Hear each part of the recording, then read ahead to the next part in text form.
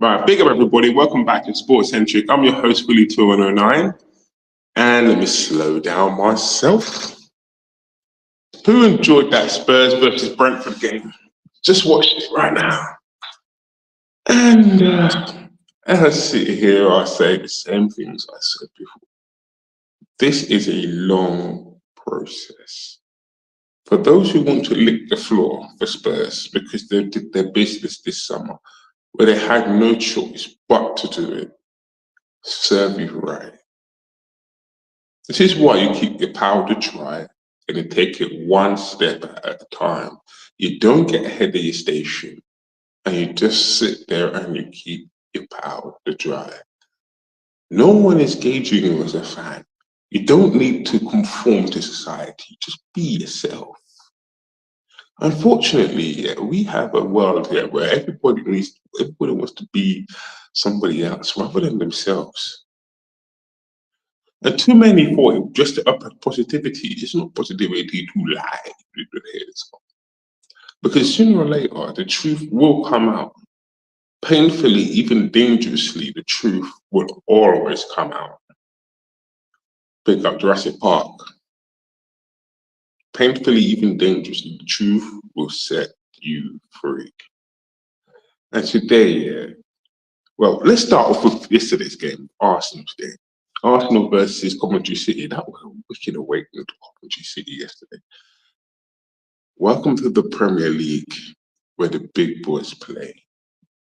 Arsenal outclassed Coventry. 2 goals in the first 23 minutes, I'd like to say. The first one was a beautiful goal from Kai Havertz, and God knows I don't rate Kai Havertz, but that was a lovely side-footed effort that went past the goalkeeper of Coventry. And that was earlier in the game. And then Saka scored, and it was game, set, and match Arsenal. Coventry offered one opportunity where I had a bicycle kick. I saw the highlights, the bicycle kick. And then Arsenal basically finished the game with an Odegaard, with deflection from Odegaard's shot, and that's essentially won the game 3-0. Then I looked at the game earlier between Man United and let me see, Hull City. And with that game, United lost 2-0. It didn't look too good, but this is the problem with hiring managers sometimes. As a sub-manager, as a caretaker manager, a manager could perform well. There's no pressure on him to have to perform. But when the pressure is on him and he becomes a full-time manager, sometimes it's one of those ones where it's better you don't bring him in as the manager. And when Carrick was hired by Man United, a lot of fans wanted him as the caretaker manager, but because of the way they finished and they got Champions League and that, Man United made what I feel is a mistake of hiring him permanently as manager. And while he had a good reign at Middlesbrough, that's the best he's ever done, Michael Carrick, so far. I know he's early on in his management career, and he will learn and develop as he goes on. But I just feel like it might be a bridge too far at Man United. And while they've got the forward line of Mbeumo, because Mbeumo had quite a few chances today, and yet he did not look at all like he was going to score any of them. Sesko looked non-existent without Sesko running behind him for one of the efforts. It's like, oh my word. But Hull City, Ollie McBurney, and their new acquisitions, they did very well. When you consider that Man United were a Champions League team this year, they've done very well to stand up there and to win 2-0. The second one was a tapping, but the first one was very good. I know now the first game I watched this afternoon, other than watching some of the Arsenal game last night, was the game between Nottingham Forest and Leeds United, and I think I chose the wrong game. Because I think the better game would have been Everton versus Crystal Palace, I believe, where Everton won 2-0. But maybe I'm wrong, but let me just get this right. So sometimes you don't, the last thing you want to do is get this spectacularly wrong. Yeah, Everton versus Crystal Palace, where they won. I think I should have watched that game. Even the Ipswich versus Sunderland game, I should have watched that one as well, because the game I watched between Nottingham Forest and Leeds was absolute pants. But what I will say is that Leeds won the game 1-0 with a free kick towards the end of the game. Let me just get the details up here. Sorry about that. You know how things are. Sometimes you have to get yourself organised. And they stole the game late. Another game that I was so this weekend, we could actually say other than Coventry, the newly promoted teams have all started off well, because as I'm looking at it, Ipswich beat Sunderland 2-1. And that was a shock. But then Ipswich are at home and they've got the home support behind them. And 12 man was a massive, massive component.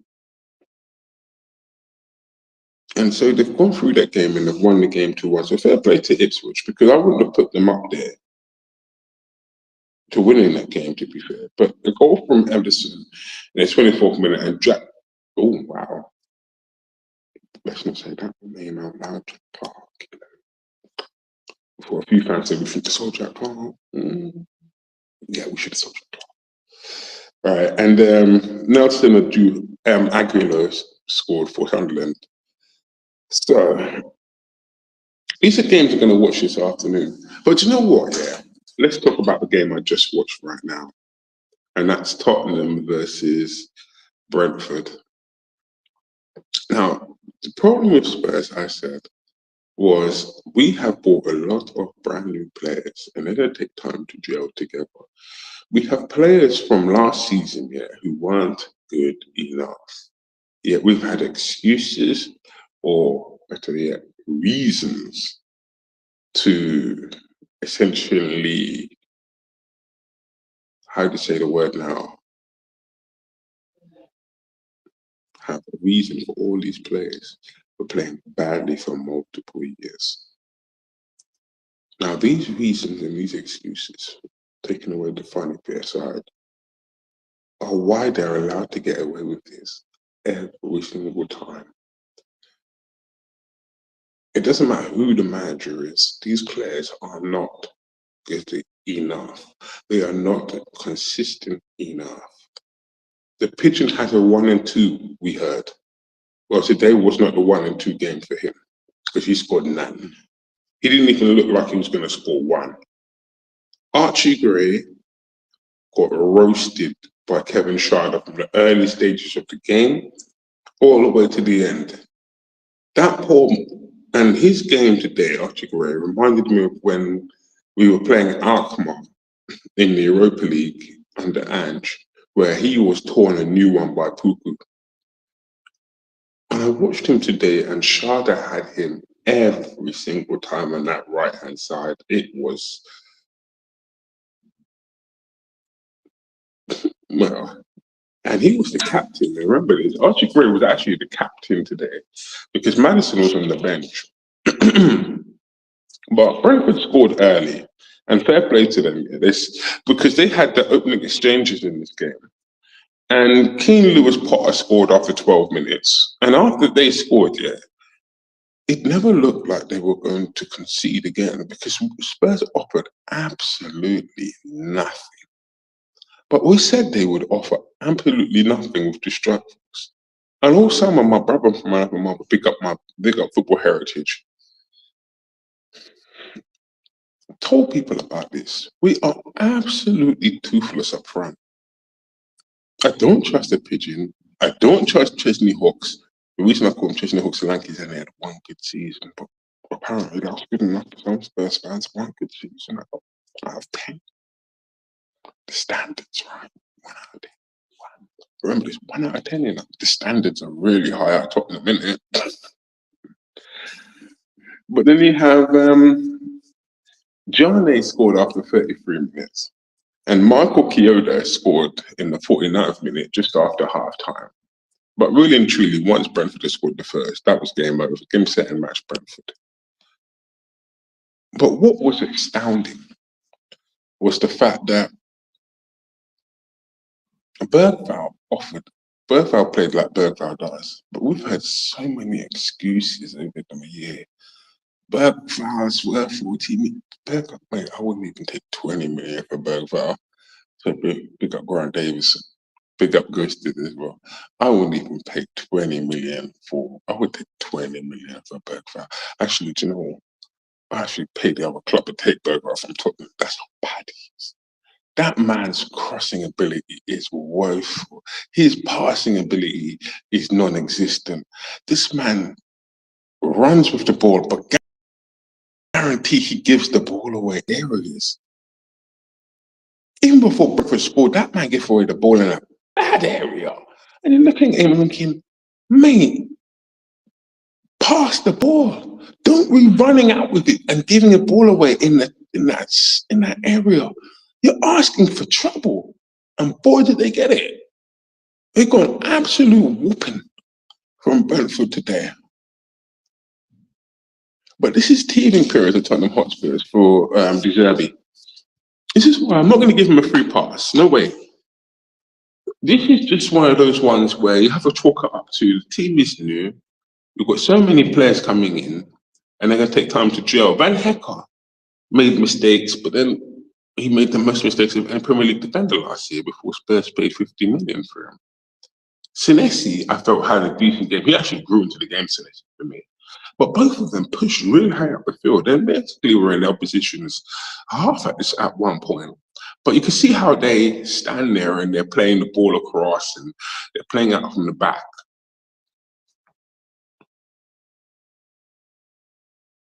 Gallagher had a shot earlier on in the game. And the pitching was wide up there. The pitching is Charles. I take a shot at something, isn't it? Right. He pushed out to the left and essentially Gallagher was the only one there and he had a shot and it flew way over the bar. And that was the only attempt Spurs had in the first half. That's just how bad they are. But don't worry though, because I'm sure a floor licker will tell you, just get behind the team. Sad kid. Right. Sorry about that, but it's true. Now do you see? It's only when you see it for yourself. Take your blinkers off. Take your Spurs hat off. Unfortunately, too many people can't take their Spurs hat off. So they tell lies. You do not hear this one. I'm a better fan than you. Will knock yourself out, my man. You are a better fan than me. Bow down, brother. You are a better fan than me. I really could not care less. Because I see Tottenham for who and what they are.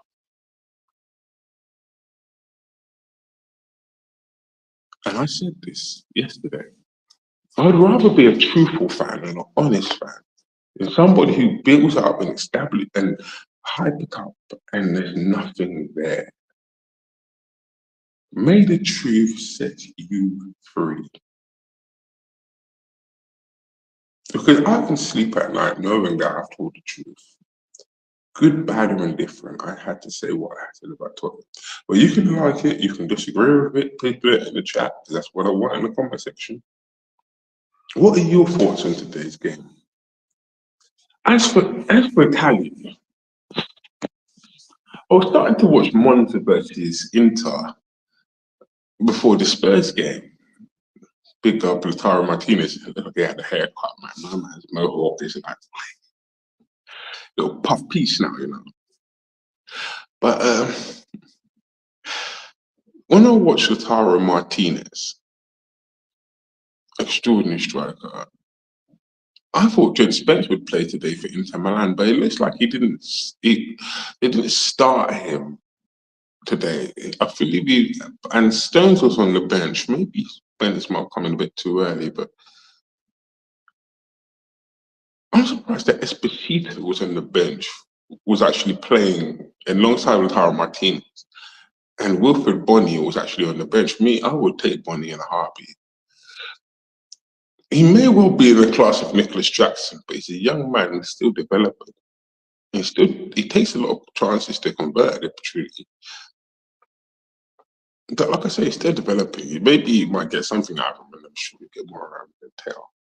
But let's look at Inter's result here, because, like I say, this is the opening weekend of the Serie A season, which is why I made this video here. Not just about English football, but more about what was going to happen on opening day and weekend for a lot of other clubs.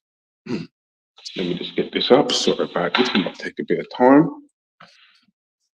This is the problem with working on your own sometimes.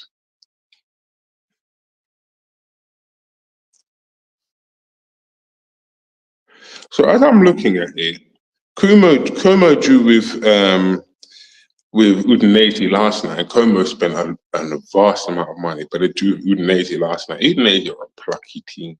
They've always been that way. I remember the days of Di Natale for Udinese. I used to watch Udinese as a young man.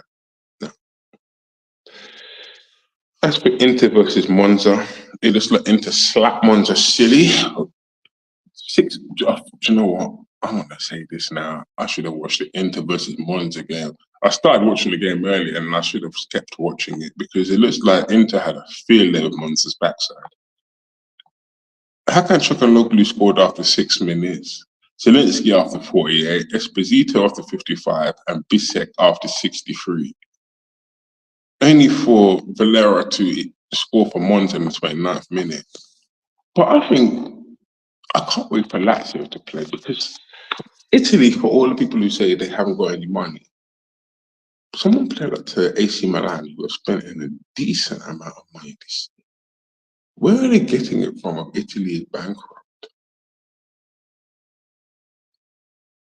I'm just about to watch Bayern versus Borussia Dortmund. Hopefully I'll get the memories of the Spurs match out of my head, because that was an awful performance.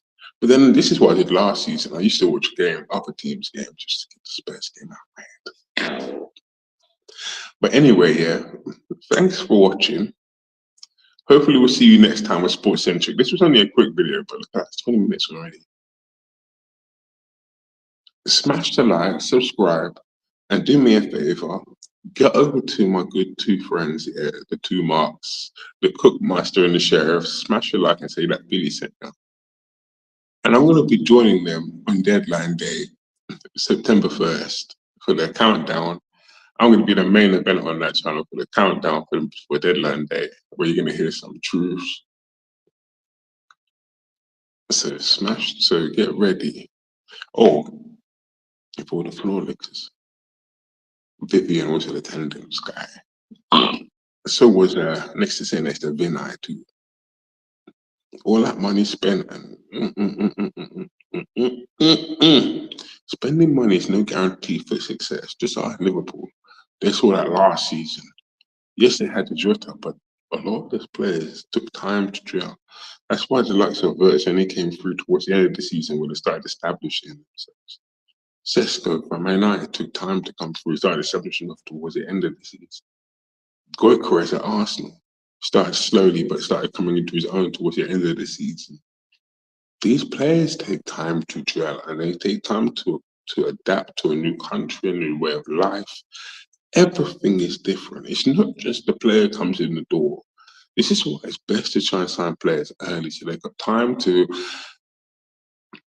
get their affairs in order, sort themselves out, not just on the pitch, but outside football.